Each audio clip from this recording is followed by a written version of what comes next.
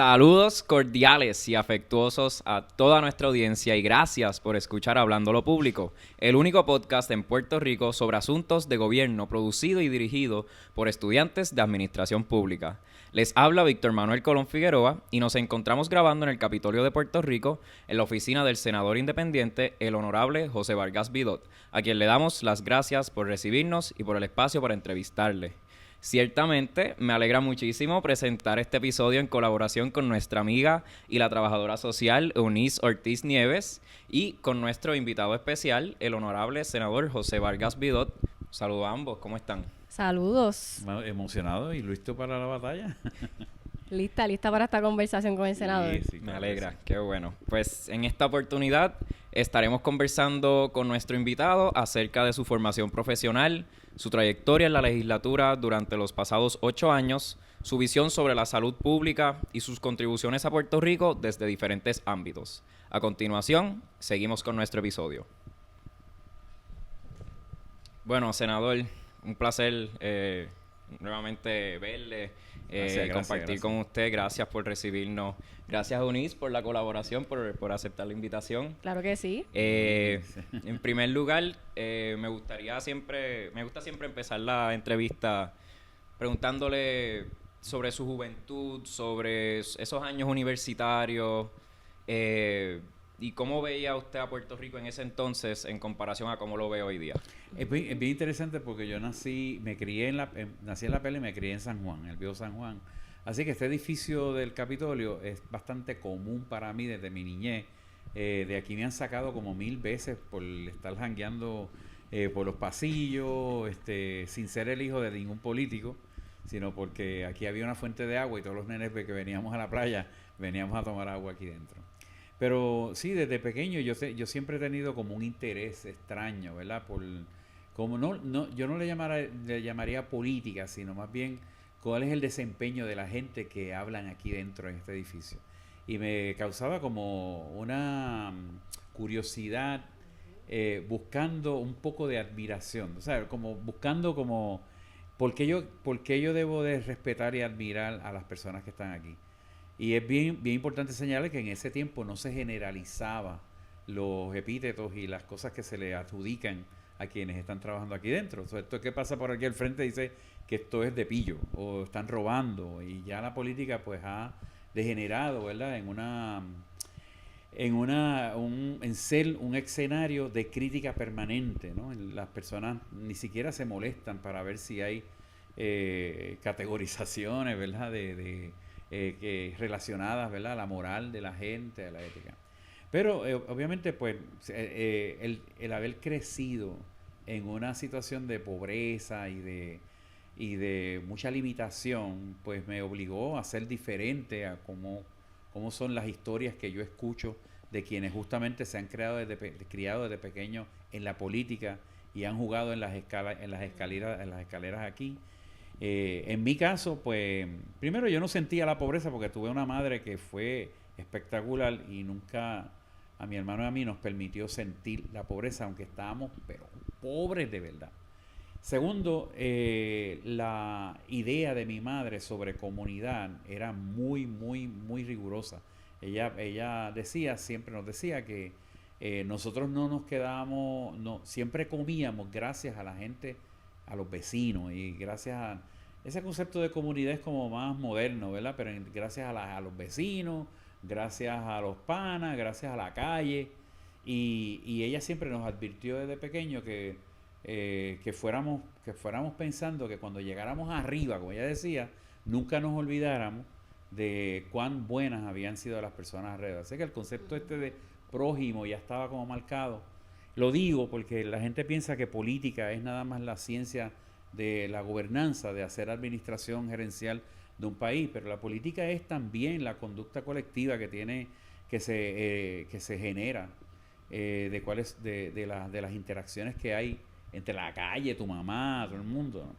Así que eso me llevó a una serie de contradicciones, aunque parezca una paradoja, ¿verdad? Pero en realidad mi papá era un hombre muy violento, dentro de todo eso, y eso sí lo sentí.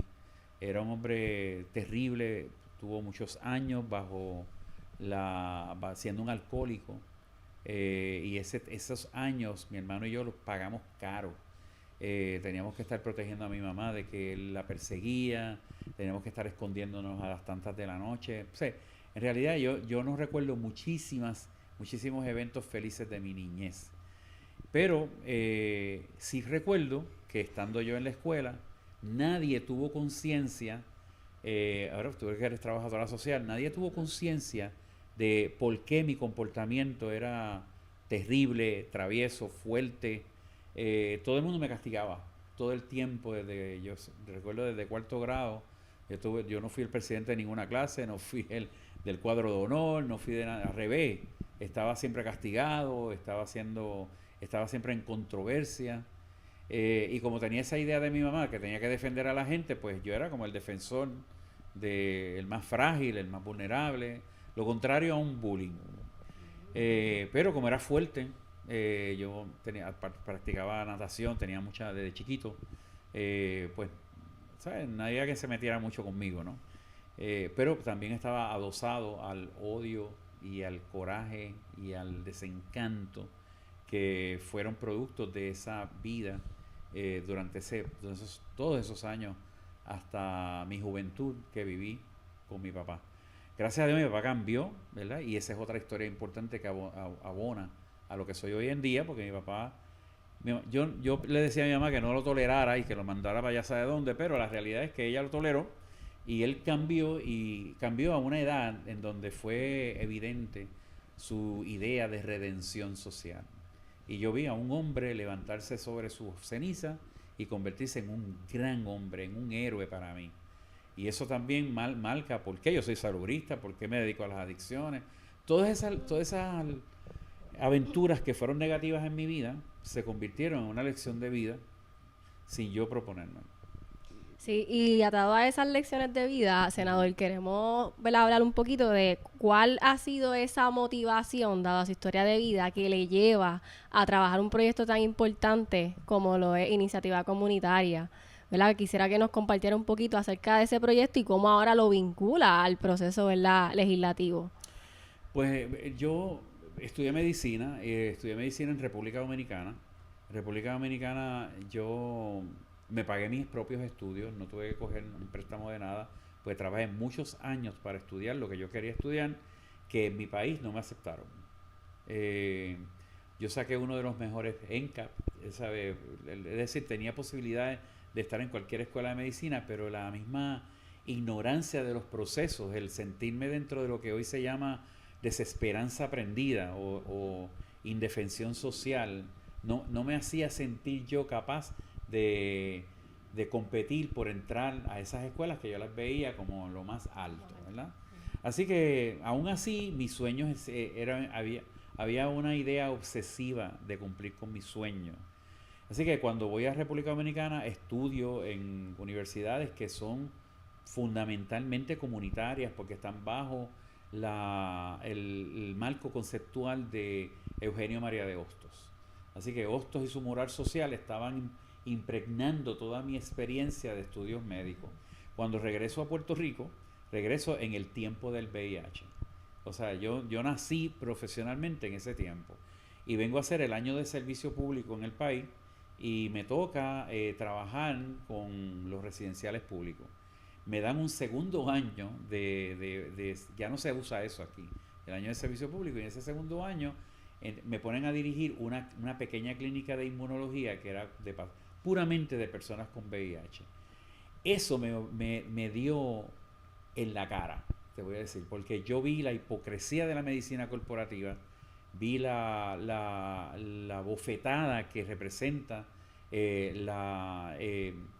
lo indigno de un ejercicio de una profesión que está plagada de prejuicios y de estigmas y de mitos que eran contrarios al deseo genuino y al deber y la responsabilidad de curar, no importa quién sea, ¿no?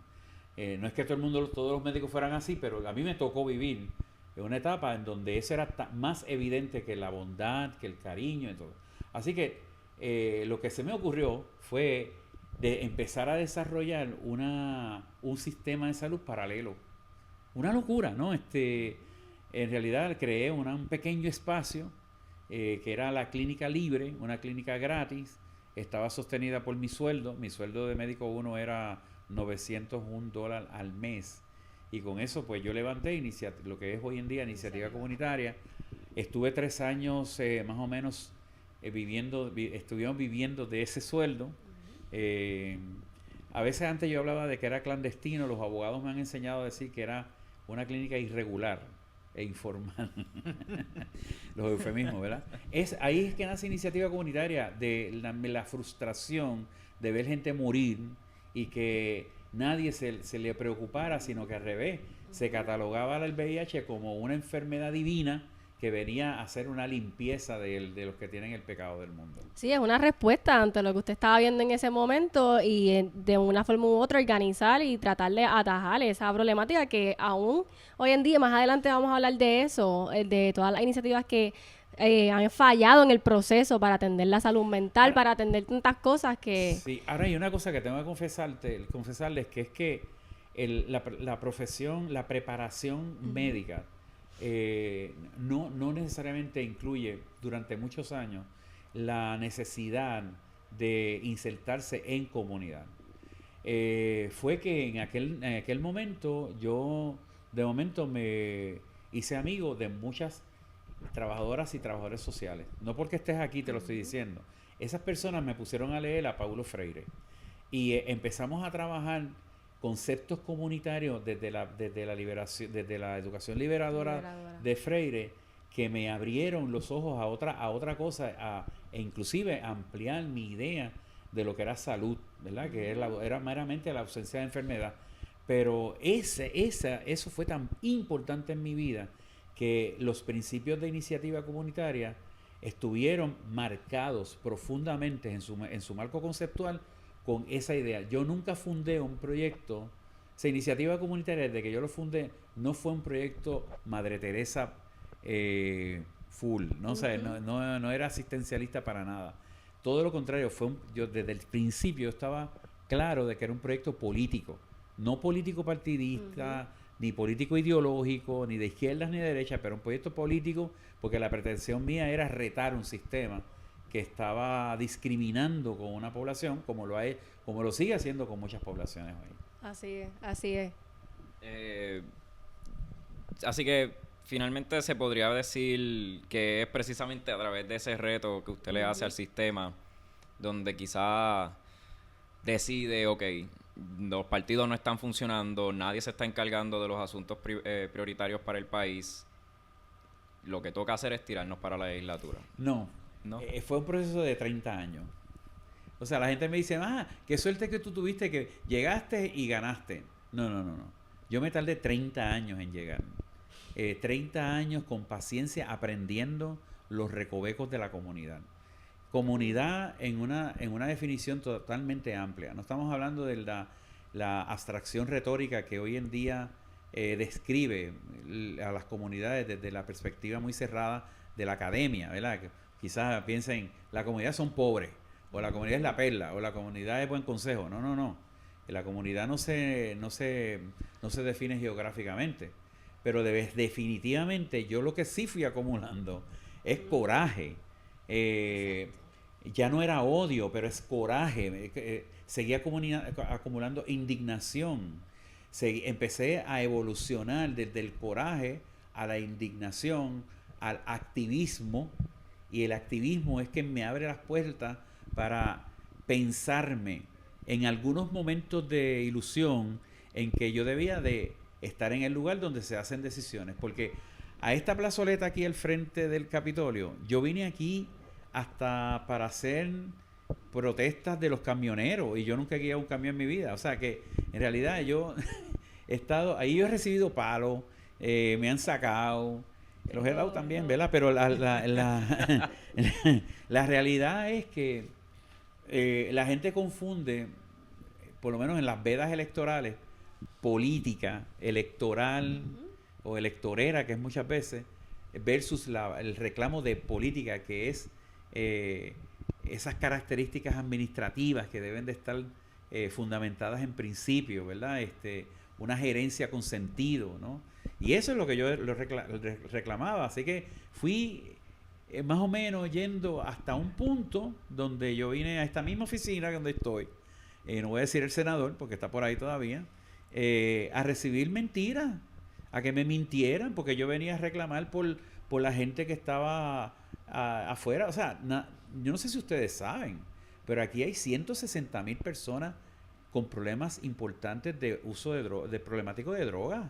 6% de espacio de tratamiento, eso no ha variado en años. Aquí hay 950,000 personas con problemas de salud mental que requieren una intervención por lo menos primaria, y eso no ha variado en años. O sea, para todas esas cosas yo venía a pedir aquí, no a pedir como un mendigo, era reclamar que se cambiaran las cosas, de que si habían recursos, pues... La sigilación pero de momento me mentían, y el momento la catarsis, esa epifanía, es el momento en donde yo salgo de aquí mismo, endiablado, porque lo que hacían era retratarse conmigo, coger pon, y yo dije, estas palabras, todavía las tengo en mi mente, si yo puedo elegirlo a él, ¿por qué no me puedo elegir yo mismo? Esa pregunta es importantísima. Y es ahí donde yo comienzo a pensar con mi grupo de voluntarios, oye, ¿qué tal si pensamos en entrar a la competencia política? Senador, uno de los temas que trabaja esta comisión es el asunto de salud mental. Y usted nos estaba hablando también el aspecto del uso problemático de sustancias en este caso. Ajá. Y yo quisiera que compartiera con nosotros un poco. Sabemos que hay una desatención complicada de la salud mental y el uso, ¿verdad?, problemático de sustancias, y quisiéramos que compartiera con nosotros, ¿verdad?, cómo desde su trayectoria, ¿verdad?, o qué propone usted, o qué ha propuesto, ¿verdad?, porque usted lleva también un tiempo trabajando todo este tema para ese uso problemático de sustancias y la salud mental. Pues sabes que yo desarrollé todo un plan de país para abordar las adicciones. Lo voy a presentar en las próximas elecciones, la próxima vez que llegue aquí al Senado de nuevo, ¿verdad? Porque no me han permitido ni siquiera tocarlo. Yo tuve la oportunidad de tener un adiestramiento y capacitación en Suiza. Y en Suiza se tiene éxito en el uso problemático de drogas y también en la salud mental. Así que todo lo que yo aprendí allá y mis profesores que le he traído a Puerto Rico, pues con esa experiencia, con la experiencia de otros profesionales, nos sentamos como un año y pico, hace años atrás, para desarrollar y definir un plan para todo el país. Es decir, que yo no tengo que prometer nada, porque ya yo vengo pensando en el asunto desde la perspectiva de la salud pública. La salud pública implica participación ciudadana, no solamente en la definición de los problemas, sino también en la definición de las estrategias para abordarlas y en la evaluación de esas estrategias. Así que ese sistema que yo escribí es un sistema que regionaliza la intervención, empezando por ahí. El problema es que nadie lo ve, nadie quiere ver el uso problemático de drogas como un elemento que siempre va a ser un lastre para la economía, un lastre para la seguridad, un lastre para la calidad de vida en general. Y hay muchísimas cosas que inciden. Por ejemplo, 72% de las tardanzas y las ausencias en el mercado laboral puertorriqueño se deben al uso problemático de drogas y alcohol. 72%. O sea, ¿ustedes han escuchado ese número? Entonces, lo que quiere decir es que aquí, mientras estamos hablando en las políticas electorales, ¿verdad?, que sé que no debemos de hablar nada de eso, de otras cosas, la realidad es que la política a la que debemos atender no es la de ganar elecciones. A mí no me importa esa política. A mí me importa que en algún momento alguien se dé cuenta que la adicción no es el tipo que está en el semáforo con un vasito, que es mucho más profundo de eso, que aquí se genera posiblemente 894 millones al año del tráfico de drogas, y que por lo tanto ese ingreso tan inmenso, que es parte de nuestra economía informal. Nuestra economía informal ya casi sobrepasa el 40%. Eso es bien peligroso, ¿no? Nadie se va a deshacer de esa pica, ¿verdad?, hasta que no haya un plan coordinado. Entonces tú me preguntas cuáles son mis propuestas. Bueno, ya no son ni propuestas, aunque las tengo, ¿no? Nuevas. Pero la realidad es que de ese plan ya yo puse a trabajar varias de esas propuestas sin ser senador. Y hay una clínica en Bayamón que se llama Pitirre. En esa clínica es un state of the art. Esa es una clínica que cuando la formé siguiendo el patrón de Suiza. Traje a evaluadores de allá para ver si iban en el camino correcto. Y o sea, dieron aplausos, pero el mejor aplauso es que desde que se instituyó, llevan miles de personas que han podido salir hacia la otra orilla de la calle y se mantienen en la sociedad donde están produciendo, donde están cumpliendo con sus sueños.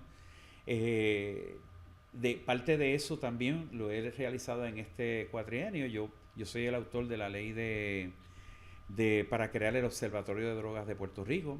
El observatorio es una cosa maravillosa, esa es la ley 36, porque nos conecta con todos los observatorios del mundo, pero es un lugar, no es un repositorio de información en una computadora, es un lugar donde se practica ciencia, donde se invitan recursos, donde se analiza epidemiológicamente el fenómeno, donde se analiza desde todas las dimensiones y se hace política pública, se puede hacer política pública.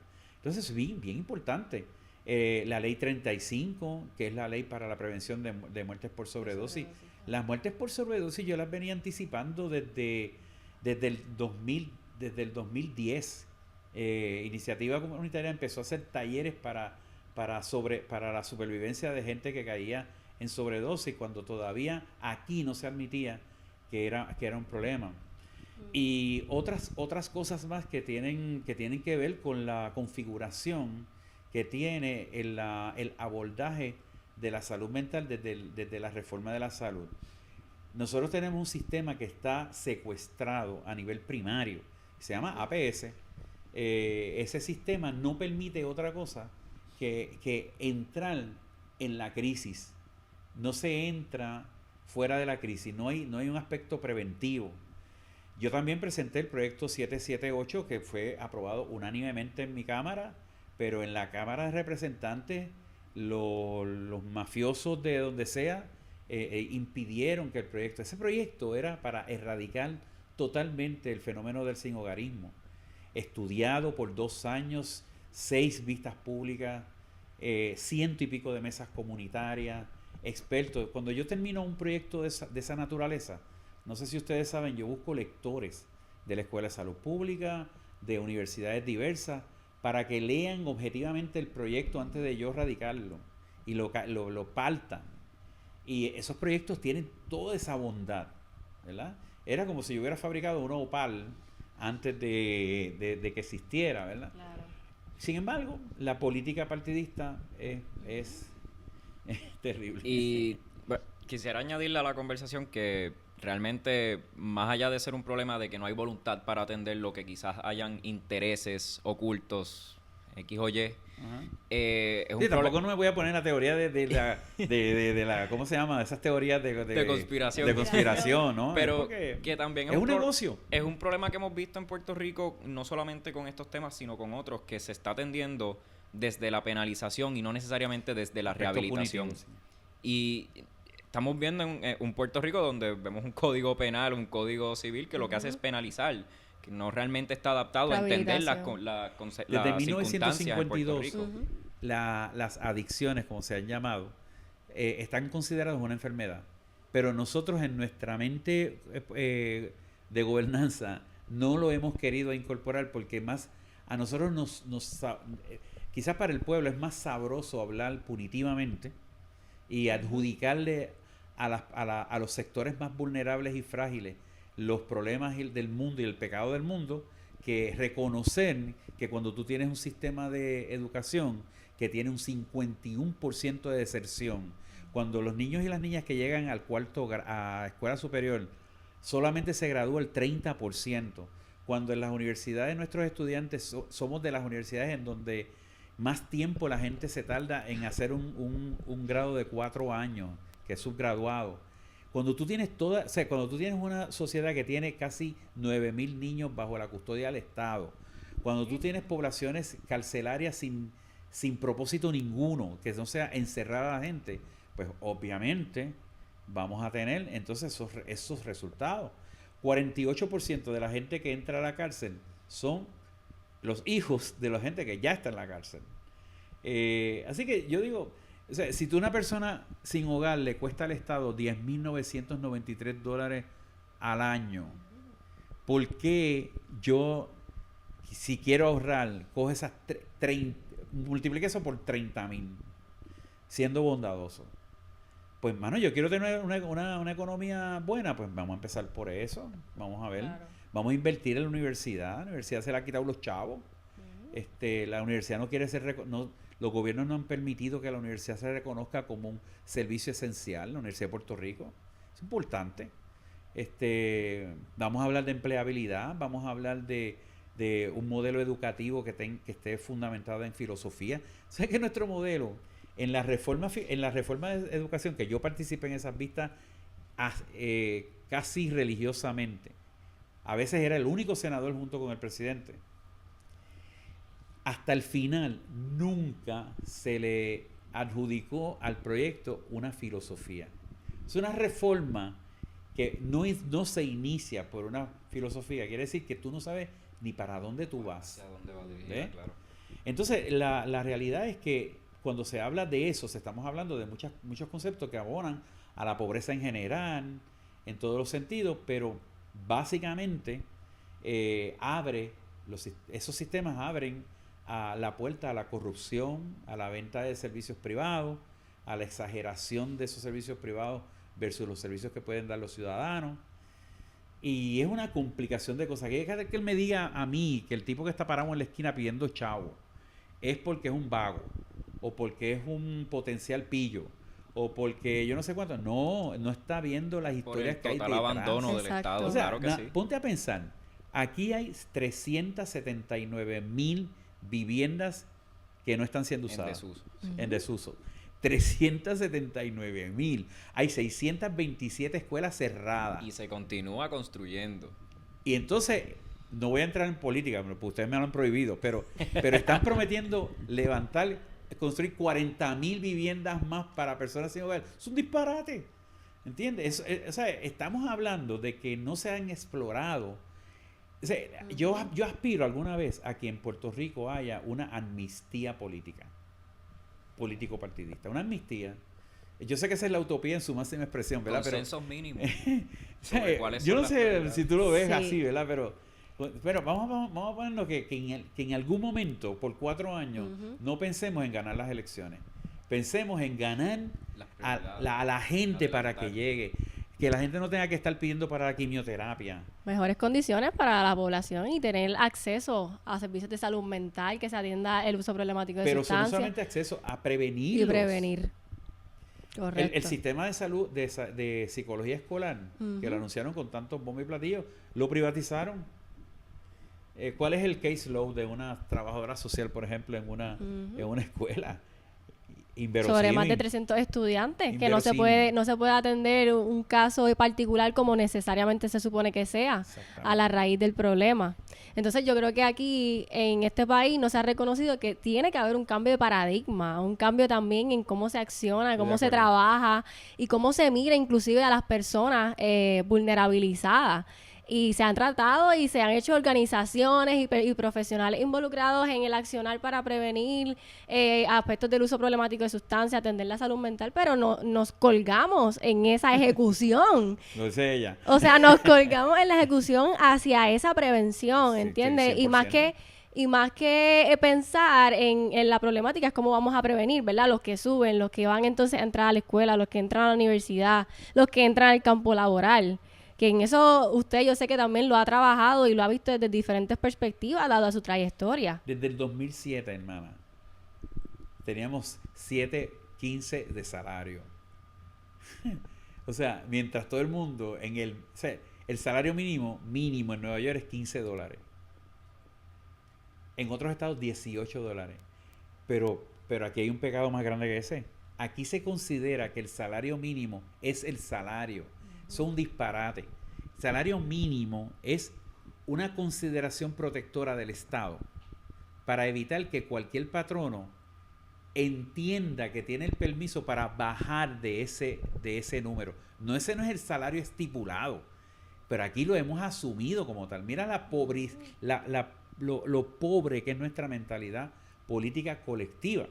La gente a mí me escribe, me dice, senador, arregle esto. Y yo le digo, es que usted se colgó en 4º grado en estudios sociales.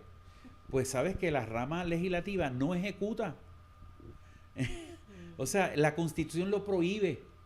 Entonces yo digo, bueno, pues pero apréndaselo, porque si hay dentro de las ramas legislativas una posibilidad de ejecutar, es la participación activa de la gente en esas gradas, en el cabildeo, en la protesta. No el silencio es igual a muerte.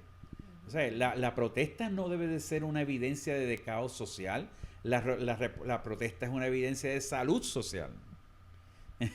Esa es la respiración de la sociedad.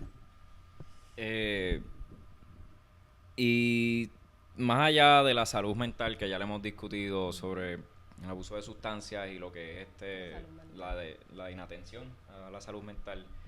Mira, para terminar, perdóname. Claro.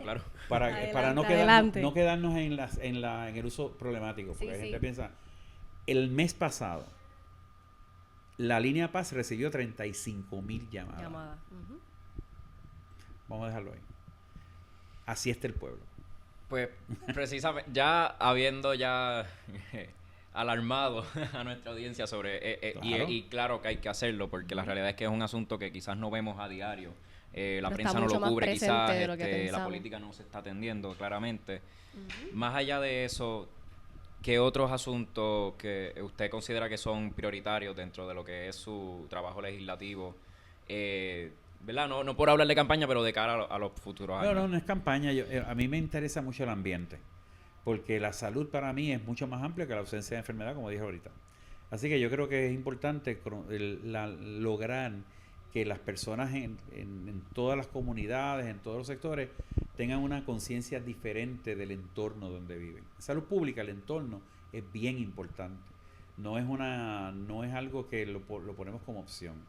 Así que yo he puesto muchísimo interés y lo pondré en asuntos que tienen que ver con la preservación del patrimonio ambiental, los recursos naturales, la buena utilización de los mismos, y sobre todo el asunto del cambio climático. ¿Por qué? Porque en el cambio climático ya no hablamos de abstracciones retóricas. O sea, aquí hay una comisión de expertos a raíz de la ley del cambio climático que se han reunido y han producido 2 tomos con 721 páginas de recomendaciones puntuales. Y sin embargo, los gobiernos no han hecho absolutamente nada. Los éxitos y los triunfos que se ha tenido en Puerto Rico para evitar una hecatombe mayor, los ha logrado la misma comunidad o la sociedad civil cuando se ha organizado, ¿verdad? Así que yo pretendo que se abran los espacios, la legitimación activa, eso es bien importante en el ambiente, el poder lograr que a esa comisión de expertos se le dé presupuesto, ni si presupuesto tiene, para que puedan activar el mapa de ruta para lograr que esas recomendaciones sean operacionalizadas. El que la Junta el problema del documento sobre uso de terreno sea revisitado para que se flexibilicen las permisologías hacia comercios que son agradables al ambiente y no los comercios que vienen a lesionar el ambiente. La crisis, a mí me interesa muchísimo la crisis de vivienda, porque para mí no se están utilizando la ciencia que hay. Nada más por no quedar aquí en un vacío, yo les puedo compartir 3 posibilidades que tienen los municipios para atajar esas crisis de alquiler, sobre todo en estudiantes. Un estudiante de la Universidad de Puerto Rico que no vive alrededor de la universidad gasta sobre $23,000 al año en hospedaje. Soy testigo de eso. Tú eres testigo de eso. Pero cuando yo era profesora en Calle, mis estudiantes y yo hicimos un estudio sobre la vulnerabilidad de las estudiantes en los hospedajes. Y fue o sea, ese era para pelos. La porquería que las personas tenían que alquilar eran hoyos ahí en una marquesina que no ofrecían ninguna seguridad, y el ambiente de inseguridad que producía en las jóvenes que tenían que alquilar esos lugares, ¿no? Por altos precios, ¿no? Así que yo tengo un interés, por ejemplo, que se aplique el concepto de Community Land Trust, el concepto de Community Land Bank, que ya se está aplicando en una experiencia en Toa Baja, los fideicomisos. Claro. Y tercero, el Main Street Grant, que aquí no lo han explorado. Creo que Manatí es el primer movimiento del alcalde, porque el Manatí tiene algo bien especial. No sé si ustedes lo saben. El alcalde tiene 2 planificadores urbanos contratados que no son de partidos. Entonces uno de ellos es experto en salud ambiental y el otro es experto en planificación urbana per se. Así que esas personas están haciendo un cambio brutal, como tú dices, un cambio de paradigma. Exacto. Nosotros logramos, por ejemplo, una pieza, la 1395, que se convirtiera en ley, y es porque logramos declarar reserva los jardines submarinos entre el río Grande de Manatí y el río Cibuco, que son millas náuticas, y hay jardines submarinos donde se está practicando una pesca comercial prudente, saludable, ecológica, donde se está sembrando arrecifes, corales. O sea, hay y eso está pasando por 20 organizaciones comunitarias que llevan ahí trabajando un saco de años. ¿Ok? Y porque lograron que entonces 2 alcaldes se pusieran de acuerdo, se logró eso. Uno popular y uno PNP. Lo que quiere decir es que nosotros tenemos que buscar la forma de construir puentes de armonía social, más que puentes de armonía política. Sí, y yo creo que pudiésemos estar aquí, ¿verdad? Hablando de estos temas por muchísimo tiempo, senador. No, al contrario, luego, agradecido. Para otros episodios. Exacto, esta es la antesala para un segundo episodio. Yo tengo el pecado de memorizarme las cosas que me importan. Claro, claro. Y de leerlo todo. Los que me conocen aquí en el Senado saben que yo leo todo. Me leo hasta la mano. Entonces, ¿por qué? Porque me interesa realmente que cualquiera aquí de verdad haga un buen trabajo. Claro, ¿no? Y lo hemos notado también en su servicio público, es evidente, o sea, todo lo que usted ha hecho por diferentes poblaciones y el área donde usted realmente se focaliza. Y nosotros siendo estudiantes, ¿verdad? Aparte también le agradecemos el espacio de recibirnos, creer en las juventudes y creer en que estemos aquí. Estoy feliz con ustedes. Muchas gracias. Así que nosotros estamos súper agradecidos. Dicho eso, yo quisiera que compartiera un mensaje, ¿verdad? Con jóvenes que, por ejemplo, están insertados o les interesa estar en el servicio público, trabajadores sociales como yo, como los compañeros en administración pública, en cualquier otra disciplina que estén interesados en entrar al servicio público. ¿Qué mensaje usted le daría, ¿verdad? A las juventudes? Desde lo profundo de mi corazón, que identifiquen dónde el miedo sembró una semilla que obstaculiza la posibilidad de soñar. Y se concentren con una herramienta que se llama amor en extirpar las posibilidades de germinación que tiene esa semilla. Una vez que nosotros y nosotras salimos del miedo, tenemos ya la pasión como jóvenes suficiente para cambiar al país. Los países no se transforman con buenos deseos. Tenemos que tener la capacidad de analizar, de criticar, de hacer un análisis crítico del entorno con el propósito de lograr transformarlo. Y recuerden que es bien importante señalar que por más que difícil que sea la situación y la veamos, mírenlo como la larga noche de la ineptitud, que si aprendemos a entender la lección de esa noche, tendremos entonces la posibilidad de parir un amanecer.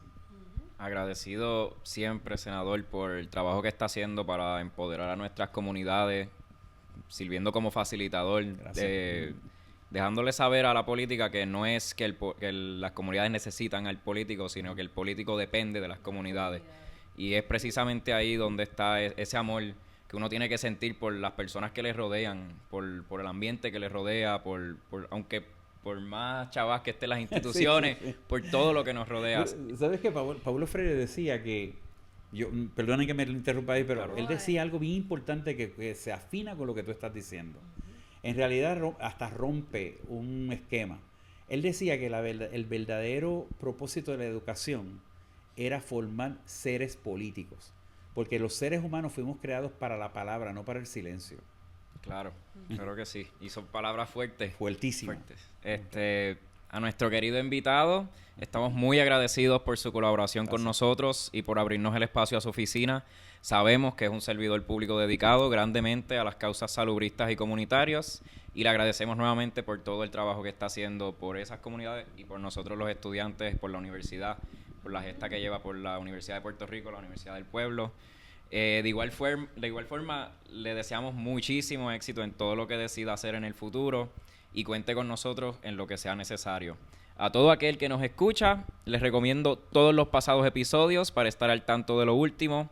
Síganos en AEGAP UPR y gracias siempre por su apoyo.